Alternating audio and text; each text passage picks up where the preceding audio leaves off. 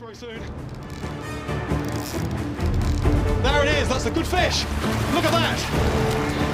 The net, the net, the net. Careful, Fred, careful, careful, careful.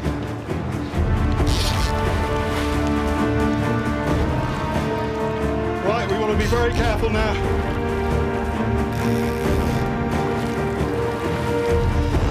Ready for the net. You want to get the head in. La tête, la tête. Oh, segurez le poisson. Bon. Agora. Okay. We got the fish, we got the fish. All we've got to worry about now is it biting its way out. The mouth is going, the fish is breathing, that's good. And the gills are going, that's good. This water is nicely aerated, that's a good thing as well. Now, those teeth!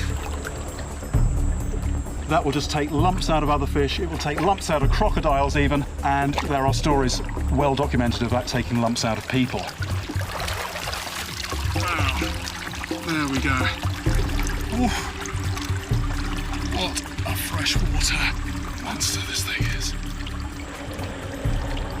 What I'm looking at here is the ultimate piranha. Those teeth, just like a piranha's, triangular, sharp blades down the side, and they interlock. They interlock almost like scissors. They will just cut a lump out. Two big differences though. One is piranhas hunt in packs. You know, this is a solitary hunter, and the other thing is the size. People who think that piranhas are scary, if they saw one of these things, I think their nightmares might be populated by a slightly different animal.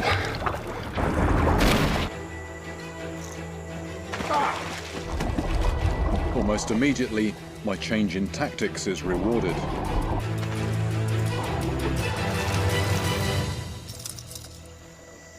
Very aggressive piranha there, taking this very noisy, large lure on the surface. It's a perfect opportunity for an experiment. Right.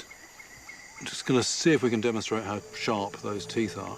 This is 300-pound breaking strain Kevlar, the same material used to make bulletproof vests. Just get some in here. 8? That's impressive. Its teeth slice effortlessly through the Kevlar. But what about woven steel? Huh. It's a sobering reminder of the flesh-slicing potential of these prolific predators. On those rare occasions when piranhas do attack,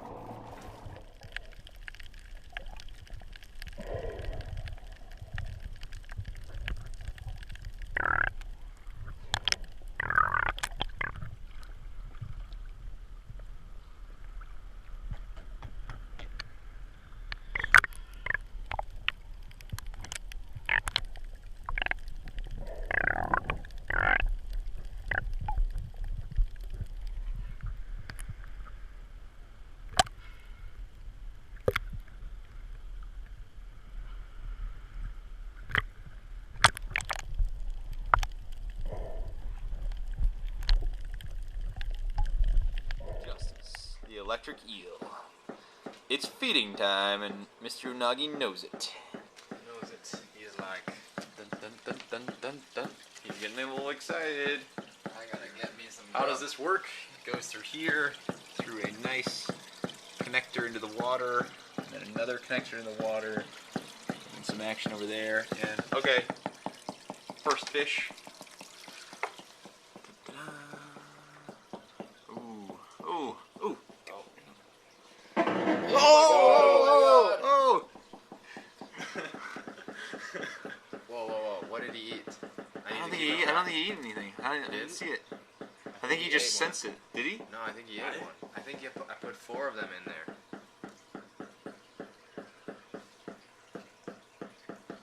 Oh, that one. Oh, he's going after one. Oh! Dude, that was loud! That was loud!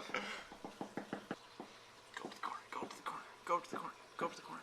Come on. Oh, oh, oh! Oh, God! Oh! I just saw a little... Is he like sticking out? Hey, he opened his mouth and you can still see goldfish in it. Is a barracuda, reaching over 5 feet in length. Great barracudas inhabit the tropical and subtropical reef waters throughout the world from depths of 0 to 330 feet.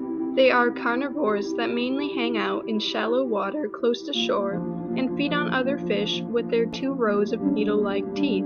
Barracudas will hover almost motionless in the water and dash at prey that swims by with a single burst of speed. Prey is located visually with their very good eyesight. Great barracudas normally travel alone, but they have been observed swimming in large groups in order to circle and trap schools of small fish. Their compressed bodies are designed for speed. They can reach speeds of up to 35 miles per hour in short bursts. Large barracudas are notorious for accumulating a toxin in their tissues called ciguatera. This makes them very unpopular for human consumption. Ciguatoxin can make humans sick or even cause death if these fish are eaten. Female barracudas can release over 500,000 eggs into the water when spawning takes place. Juvenile barracudas take shelter from predators in mangrove forests and seagrasses until they are a year old. Their lifespan is around 14 years. Great barracudas can be distinguished from other. For over 100 million years, the stingray has roamed the oceans, an almost mythological animal, extraordinarily graceful, and yet considered potentially lethal.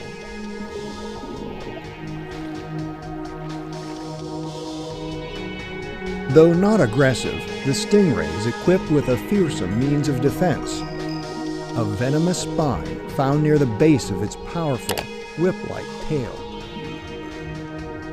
A large ray can drive this spine into a wooden boat or deliver an extremely serious and painful wound. It's most dangerous when lying camouflaged in sand. It moves slowly, foraging for invertebrates hidden on the sea floor. Because a stingray's eyes are on top of its head and its mouth and nostrils below, it can't actually see what it's eating. It finds its food by smell, touch, and by sensing the electrical field of its prey.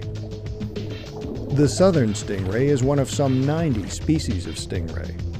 Like a prehistoric bird, Right, purely on tangle, not on hook hold. This is a completely different way of playing a fish. Just keeping enough tension.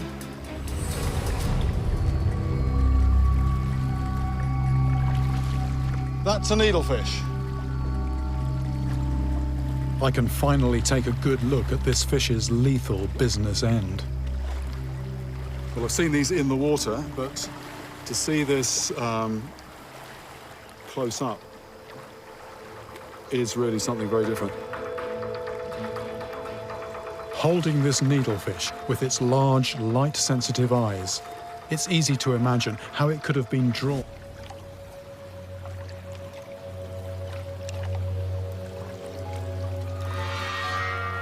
There it is. Not a stone, but a stone fish.